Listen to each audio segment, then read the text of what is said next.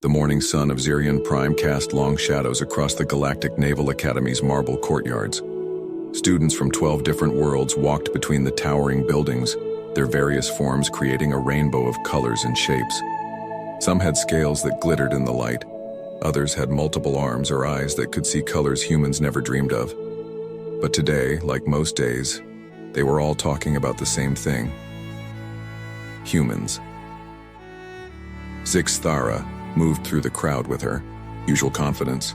Her crystalline skin caught the sunlight and threw it back in sharp beams. Other students stepped aside as she passed, knowing she was one of the smartest tactical minds in their year. Behind her walked Creemore, a Vorthan whose enhanced brain could process battle data faster than most computers. "Did you hear what Morrison tried to teach us yesterday?"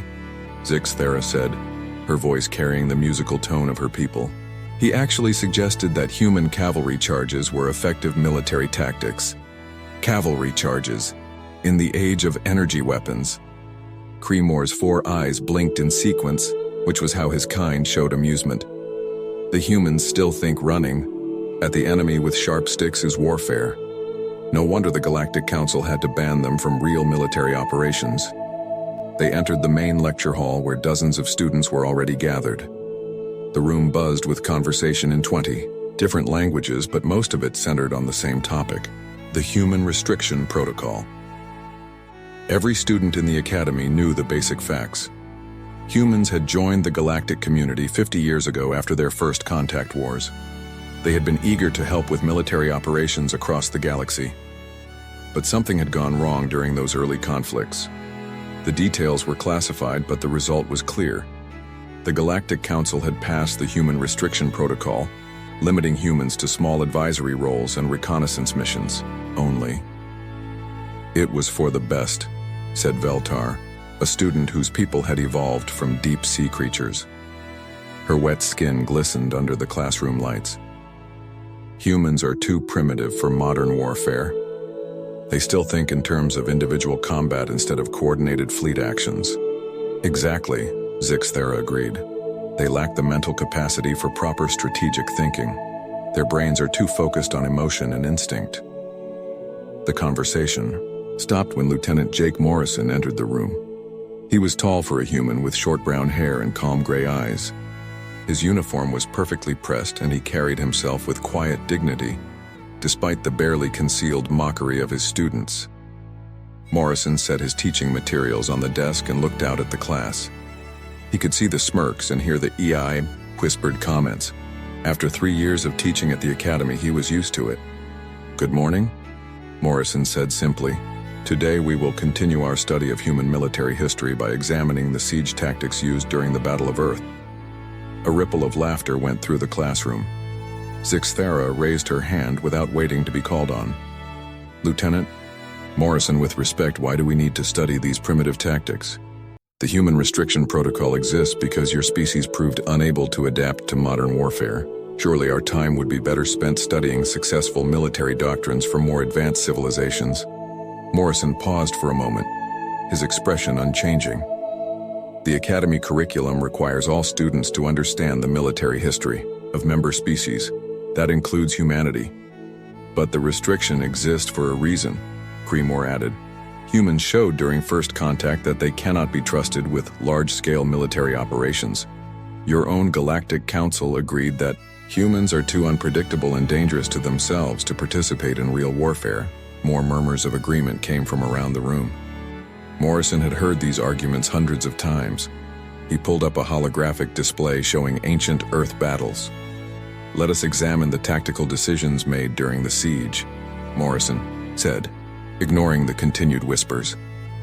"Note how human commanders adapted their strategies based on resource limitations and terrain advantages." "Adapted?"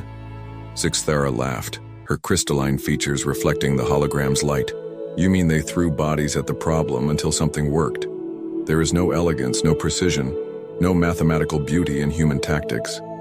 It is all brute force and acceptable casualties." The rest of the class joined in the laughter. Morrison continued his lesson, but fewer and fewer students paid attention. Instead, they whispered among themselves about human failures and primitive thinking. In the back of the classroom, Dr. Helen Carter watched the scene with growing discomfort. She was the Academy's human liaison, responsible for ensuring human students and staff were properly integrated into galactic society. But integration was proving difficult when the other species saw humans as intellectual inferiors. Carter had been at the Academy for 5 years, and the situation was getting worse, not better. The alien students' attitude toward humans had hardened from simple dismissal to active contempt. They saw the human restriction protocol as proof that humans were unfit for modern civilization. What troubled Carter most was that she knew the truth behind the restriction. She had access to classified files that these students would never see, files that contained footage and reports from humanity's early military operations in galactic space. Files that would change everything these arrogant young minds believed about human warfare, but those files were sealed for good reason. The Galactic Council had decided that some truths were too dangerous to share. As Morrison's class ended, the students filed out, still laughing and making jokes about human military incompetence. Zixathera was already planning her next research paper, tentatively titled, "Why Humans Should Remain Restricted, a Study in Inferior Combat Psychology." Carter approached Morrison as the last students left. "Another good day at the office?" she asked with bitter humor. Morrison packed his materials slowly. "They will learn eventually." Will they? Or will they just graduate thinking humans are barely evolved barbarians who got lucky enough to build spaceships? Morrison looked at her with those calm gray eyes. "Doctor, you and I both know why the restriction really exists. The question is whether these students are ready for that knowledge." Carter thought about the classified files in her office, footage from Kepler 442, New Geneva, and a dozen other worlds where human military units had operated before the restriction. Footage that would explain why the Galactic Council really feared human involvement in large-scale warfare. "Maybe it is time they learned," she said quietly. Morrison nodded. "Maybe it is." Outside, Zixathera was already gathering support for her petition to remove human military history from the Academy curriculum entirely. She believed she was fighting against primitive thinking and inferior tactical doctrine. She had no idea she was about to learn the most terrifying lesson of her young life. 3 days later, Zixathera stood before Dean Quardell's massive desk, holding a datapad filled with signatures. The Dean was an impressive sight even by galactic standards. His 6 arms moved independently as he reviewed documents, signed papers, and operated multiple computer terminals at once. His pale blue skin had the texture of ancient marble, and his large black eyes missed nothing. "Dean Quardell," Zixathera began, her voice filled with confident authority, "I present to you a petition signed by over 200 students from 11 different species. We request the immediate removal of human military history from our curriculum." The Dean stopped his multitasking and focused all his attention on the young Zilonian. "This is a serious request, Miss Zixathera. What grounds do you offer for such a change?" Creemore stepped forward, his enhanced brain already organizing the arguments they had prepared. "Sir, we believe that studying primitive human warfare is beneath our intellectual capacity. The time spent on human tactics could be better used, learning advanced strategic concepts from more developed civilizations. The human restriction protocol proves that humans are unfit for modern military operations," added Veltar from behind them. "Why should we study the methods of a species that the Galactic Council has declared too dangerous to trust with real warfare?" Dean Quardell leaned back in his chair, his 6 arms folding in a gesture that showed deep thought. "You believe human military doctrine has no educational value?" "None whatsoever," Zixathera said firmly. "Human tactics are based on primitive instincts and emotional responses. They lack the mathematical precision and logical structure that define proper military science. Studying them actually makes us worse strategists because it teaches us to think like barbarians." The Dean was quiet for a long moment. As head of the most prestigious military academy in the galaxy, he had seen many young minds filled with arrogance. But he also valued knowledge above all else, even uncomfortable knowledge. "I will consider your petition," he said finally. "But first, I want you to attend a special presentation this afternoon. A human military observer is visiting our academy, and he has offered to share some historical footage with interested students. Zixthera's crystalline features lit up with excitement. Perfect. This will give us a chance to demonstrate to the other students just how inadequate human military thinking really is. When they see actual footage of human combat failures, support for our petition will grow even stronger. Excellent, Creemore agreed. Direct evidence of human incompetence will be much more convincing than theoretical arguments. Dean Quardell made a note on his datapad. Very well. I will arrange for the presentation to take place in the main auditorium at 1400 hours. Dr. Carter will assist with the technical setup. As the students left his office, buzzing with anticipation, Dean Quardell touched a communication device on his desk. Dr. Carter, please come to my office immediately and ask Commander Turner to join us. 20 minutes later, Dr. Helen Carter sat across from the dean while Commander Alex Turner stood by the window. Turner was older than Morrison, with gray hair and scars on his hands that spoke of active military service. His uniform bore decorations that most academy students would not recognize, but Carter knew they represented conflicts in distant star systems. The students have requested to see footage of human military operations, Dean Quardell explained. They believe it will support their petition to remove human studies from our curriculum. Turner turned from the window, his expression unreadable. They want to see footage. Yes, Carter said nervously. They are expecting to witness human failure and incompetence. They think it will prove their point about the restriction protocol. Turner was quiet for a moment, then reached into his uniform and pulled out a small data core. The device was black metal with red warning labels in multiple languages. Commander, Carter said, recognizing the classification markings. Are you certain about this?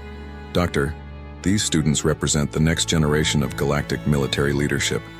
They will graduate believing humans are primitive barbarians who got lucky enough to build spaceships. That attitude could be dangerous in the wrong circumstances, Dean.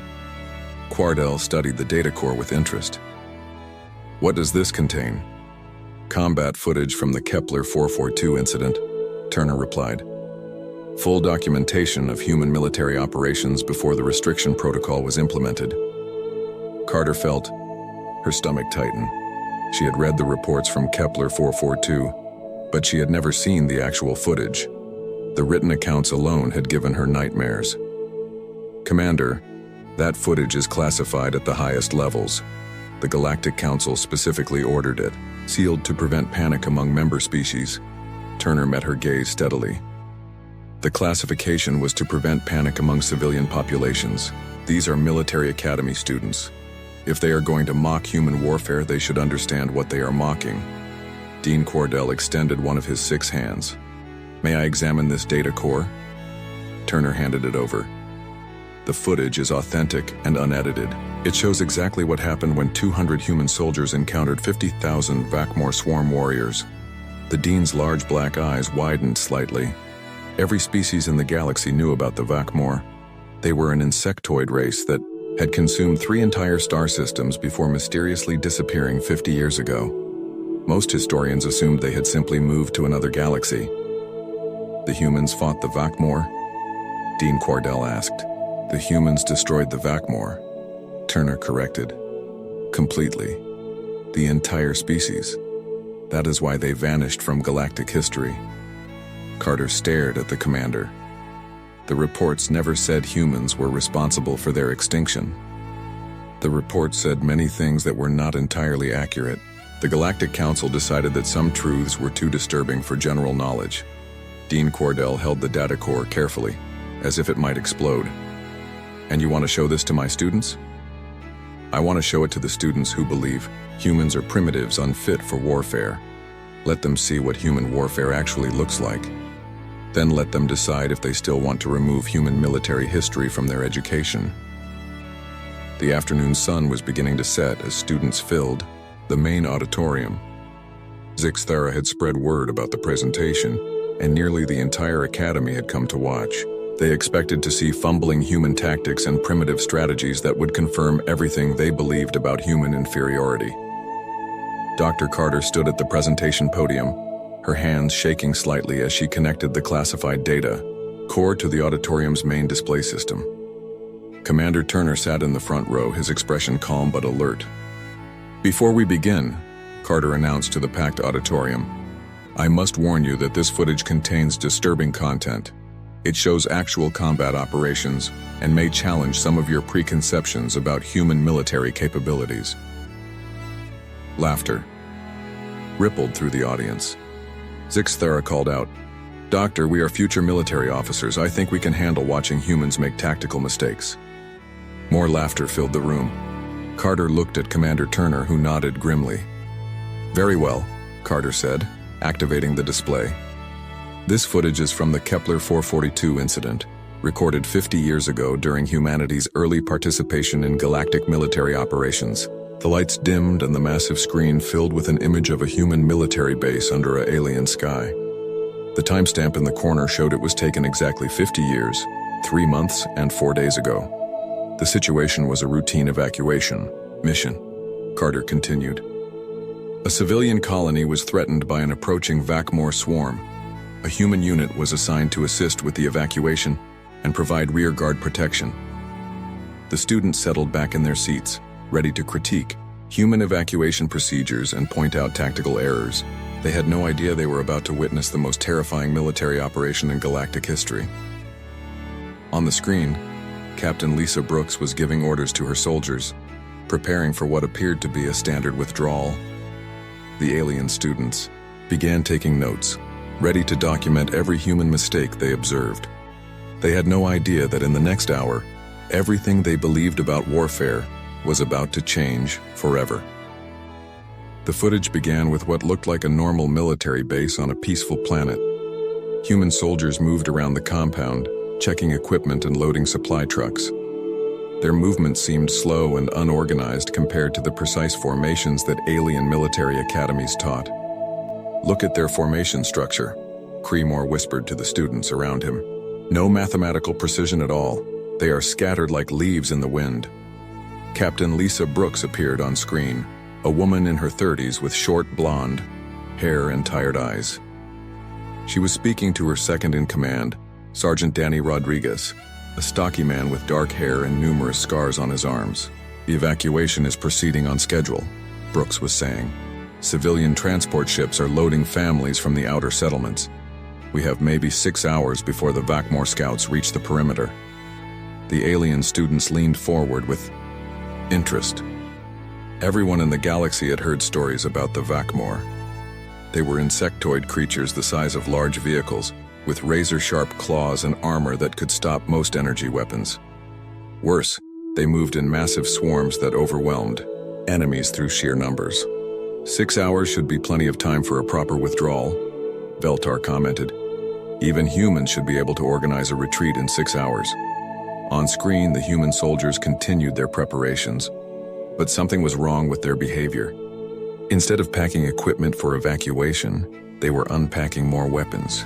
Instead of preparing defensive positions for a fighting retreat, they were setting up what looked like permanent fortifications. Zixthera frowned at the display. "What are they doing? Those are not evacuation preparations." Dr. Carter paused the footage and turned to address the auditorium. "I should explain the tactical situation. The Vakmor swarm approaching this colony numbered approximately 50,000 individual warriors. The human force assigned to assist with evacuation numbered exactly 200 soldiers." A ripple of confusion went through the student audience. Those numbers made no sense for any known military doctrine. 50,000 against 200? Asked a student from the middle rows. "What kind of evacuation strategy requires such odds?" "That is what we are about to see," Dr. Carter replied, restarting the footage. The screen showed Captain Brooks receiving a communication from Orbital Command. Her expression grew serious as she listened to the message. When the communication ended, she gathered her soldiers around her. "Change of plans," Brooks announced to her troops. "Orbital surveillance shows the Vakmor main force is moving faster than expected. The civilian transports will not finish evacuation in time." Sergeant Rodriguez checked his tactical display. "How long do we have?" 2 hours, maybe less, Liddy Yao. Alien students watched as the human soldiers absorbed this information, By all military logic, this was the moment when any rational commander would order immediate withdrawal. 200 soldiers could not possibly hold off 50,000 enemies for 2 hours. The only sensible decision was to retreat and save as many lives as possible. Captain Brooks looked at her soldiers for a long moment. Then she said something that made every alien student in the auditorium freeze. "We are not withdrawing." The camera captured the faces of the human soldiers as they heard this order. None of them looked surprised. None of them protested. A few actually smiled. "Sir," Rodriguez said, 50,000 Vakmor against our unit.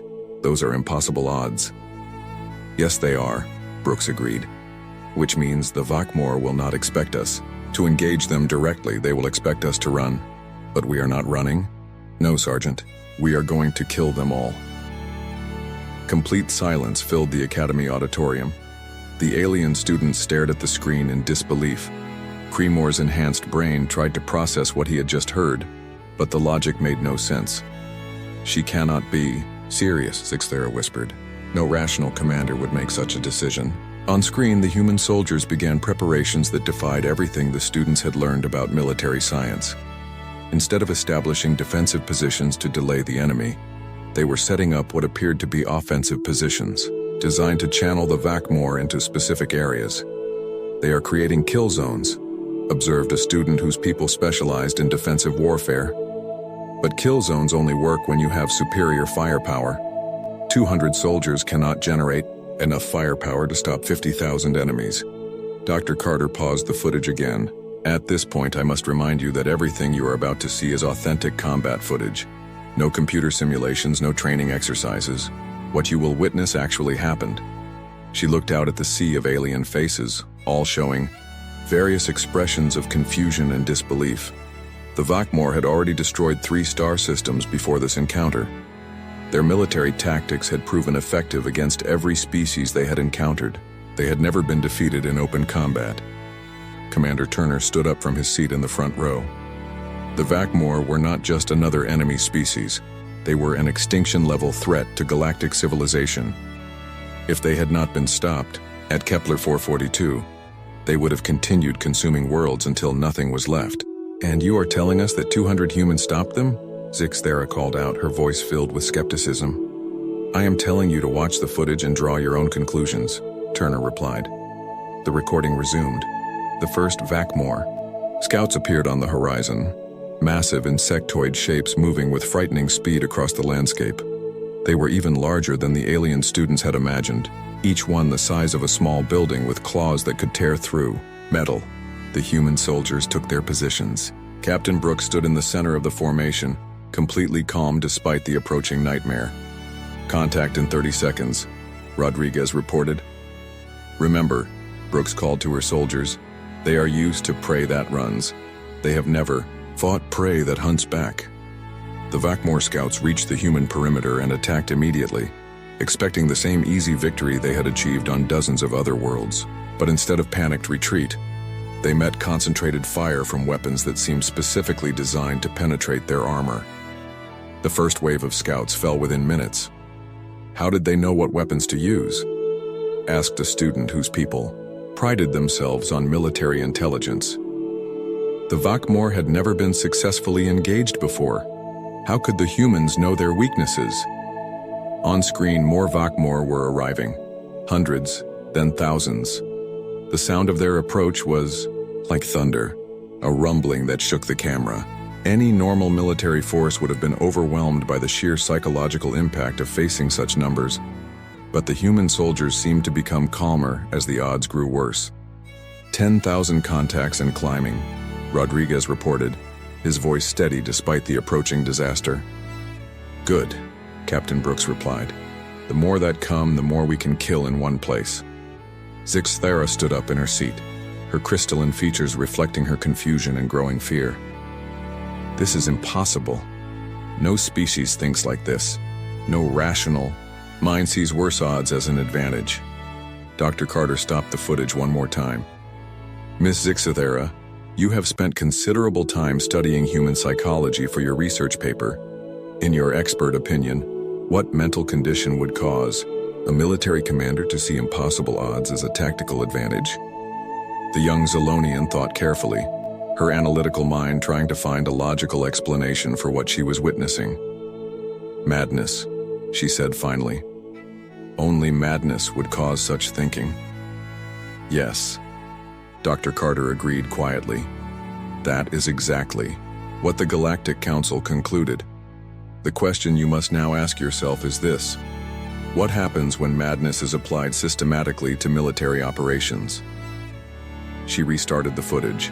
On screen, the main Vakmor force was beginning to arrive. 50,000 insectoid killers that had never known defeat, approaching 200 humans who seemed genuinely excited about the impossible fight ahead of them.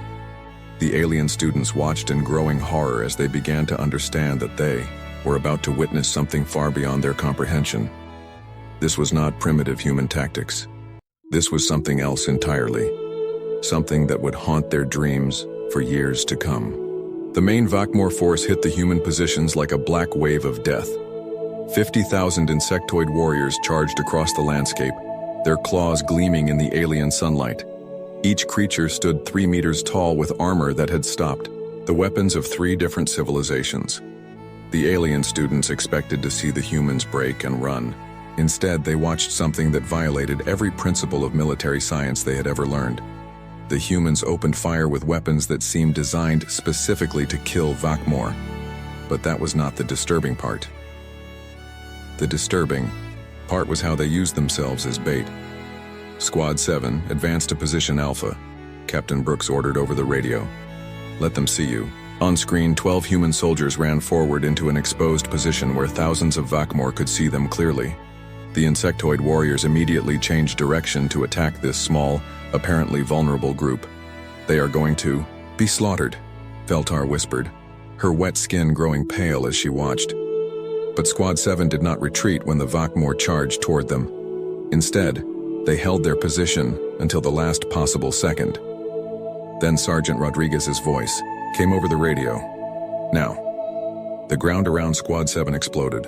Hidden charges that had been planted earlier detonated in perfect sequence, creating a chain reaction that killed over 2,000 Vakmor in less than 10 seconds.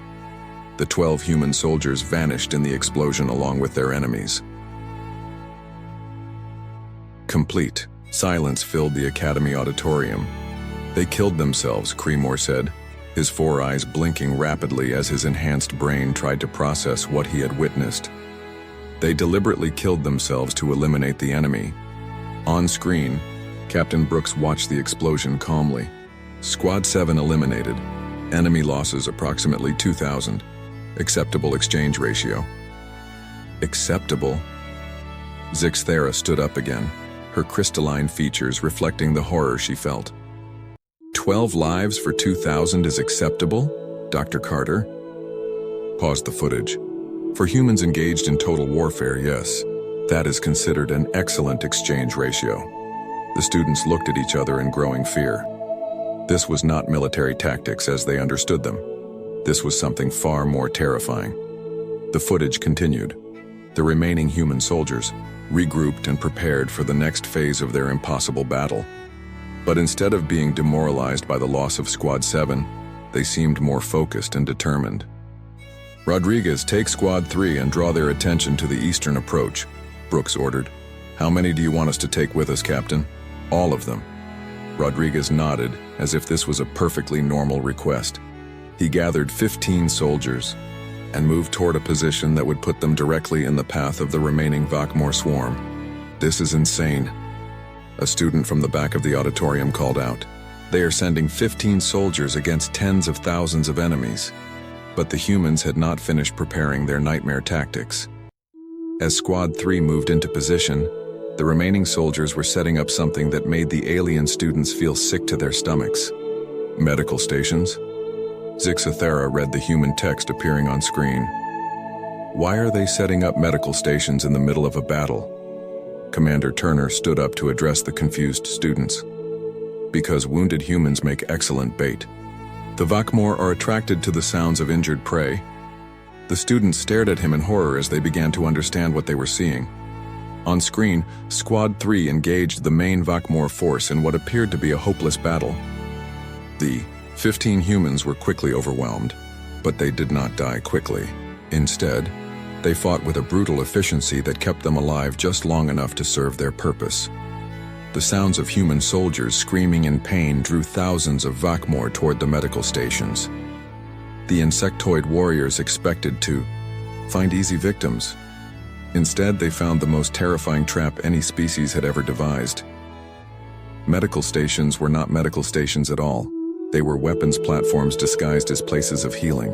When the Vakmor swarmed toward the sounds of wounded humans, they ran directly into concentrated firepower that cut through their ranks like invisible blades.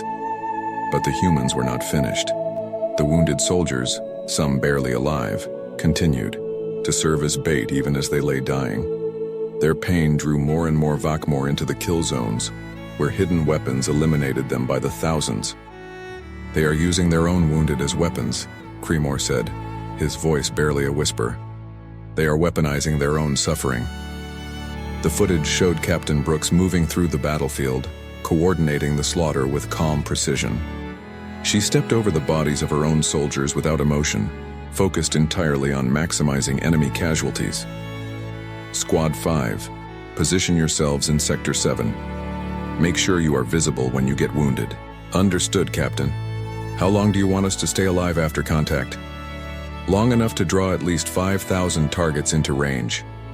The alien students watched in sick fascination as Squad 5 deliberately exposed themselves to Vakmor claws, taking wounds that would normally require immediate medical attention, but instead of seeking help, they used their injuries to lure more enemies into carefully prepared ambush zones. "Captain," Rodriguez's voice came over the radio, weak with pain but still determined. "I count 15,000 more contacts approaching. From the north." "Good," Brooks replied, reloading her weapon with mechanical precision. "Channel them toward the civilians." "Toward the civilians?" Zixthara screamed, finally reaching her breaking point. "They are using civilian evacuation sites. As bait?"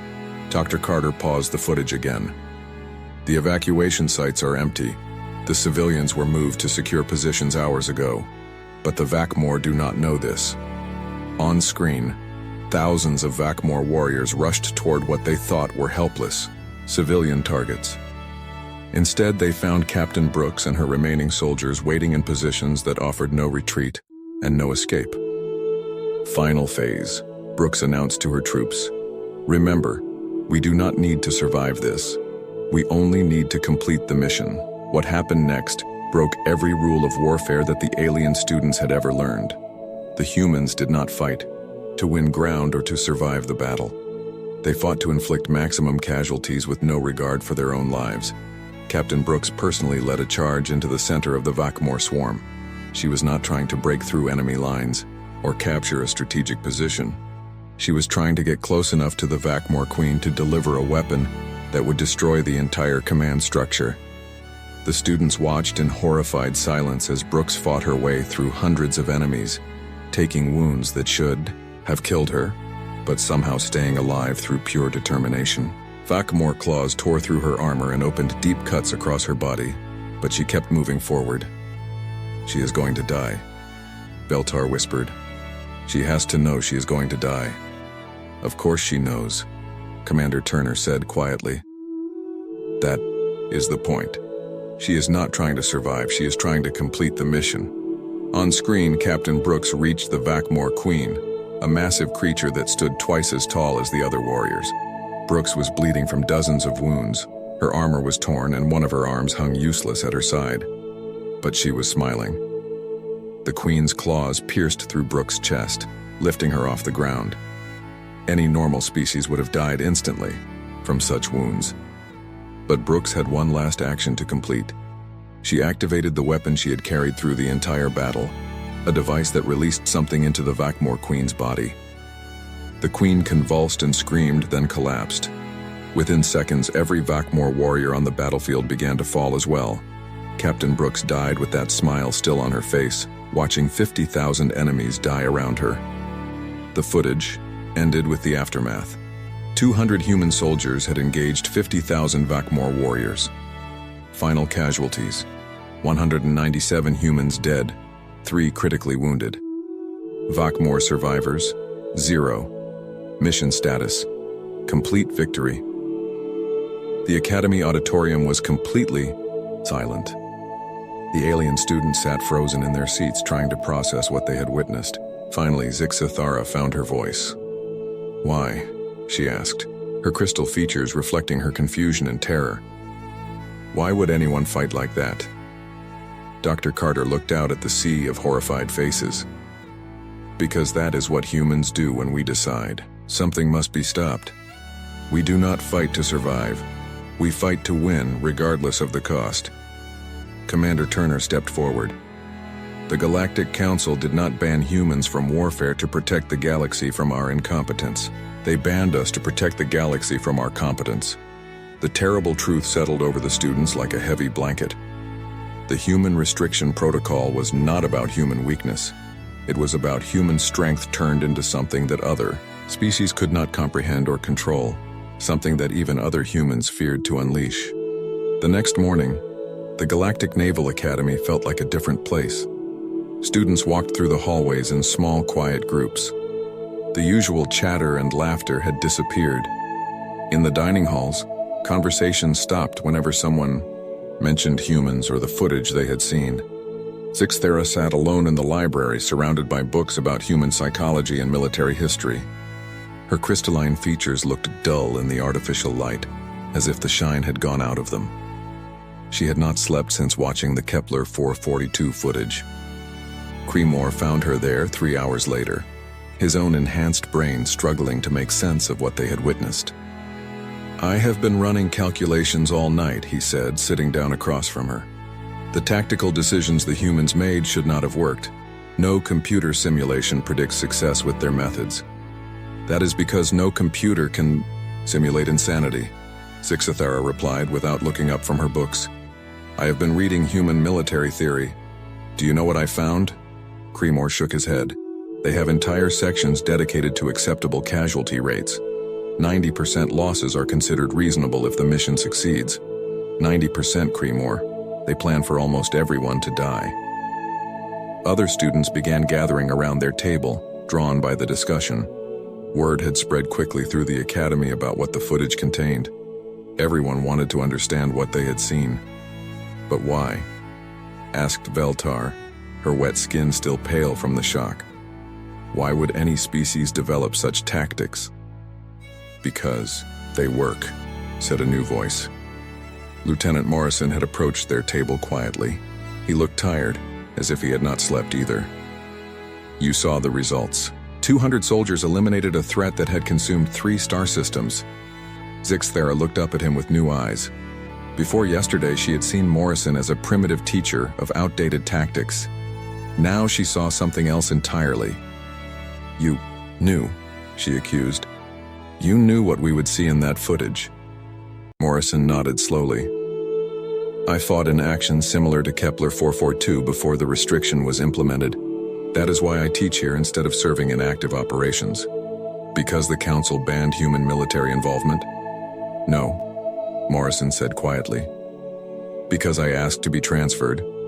After seeing what humans do in total warfare, some of us requested assignment to non-combat roles." The student stared at him, a human soldier who had voluntarily removed himself from combat because he was afraid of his own species' methods.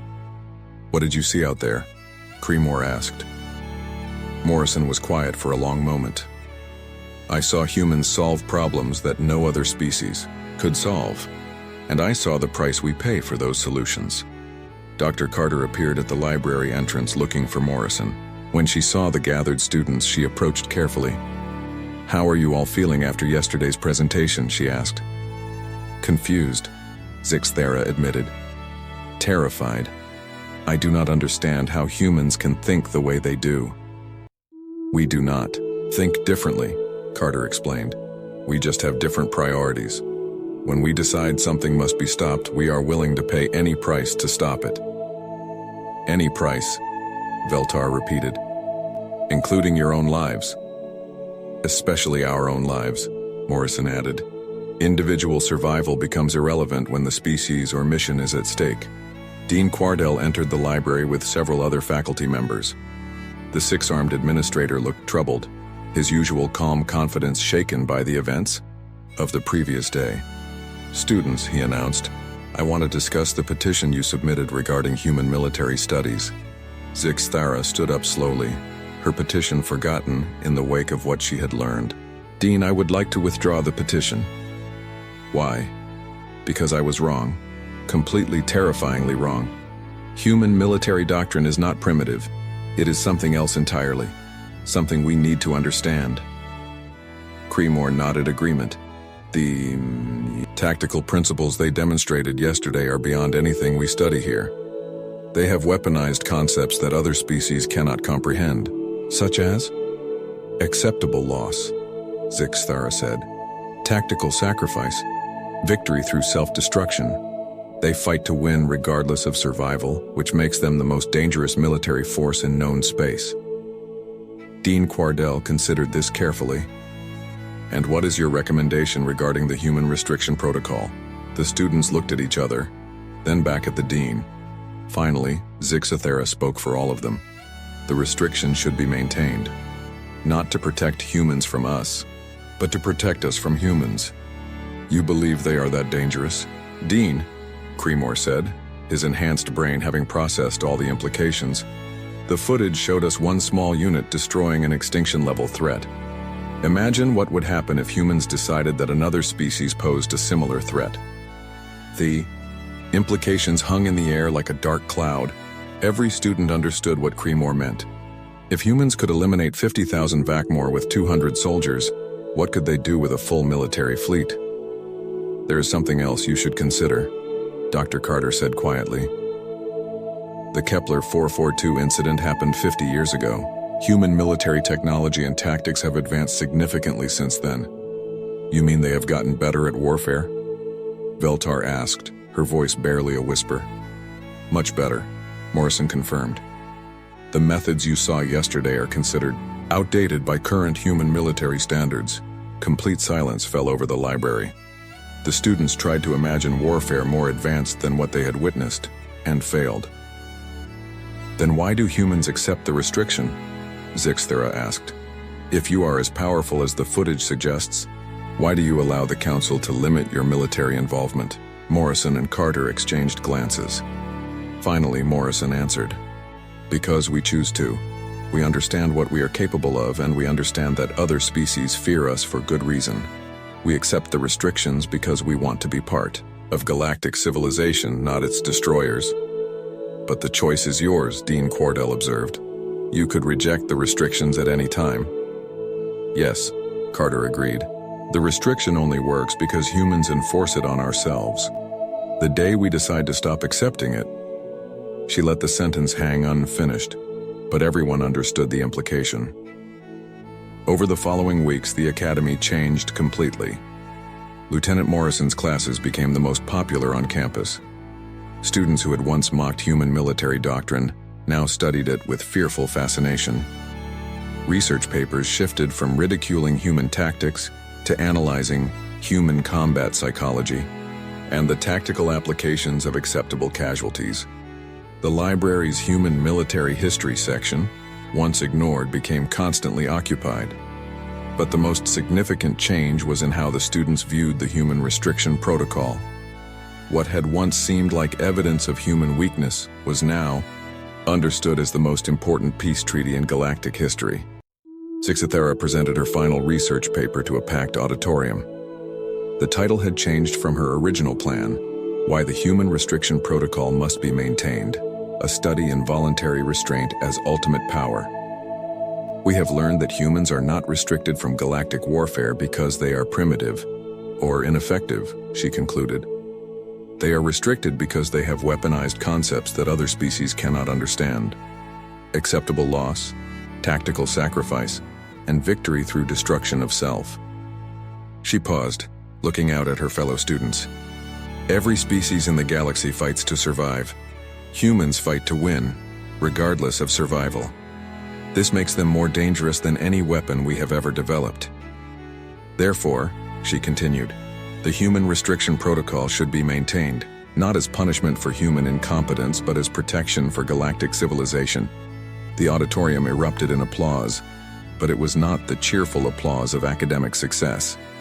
It was the grim applause of beings who had looked into the abyss and understood what they had seen.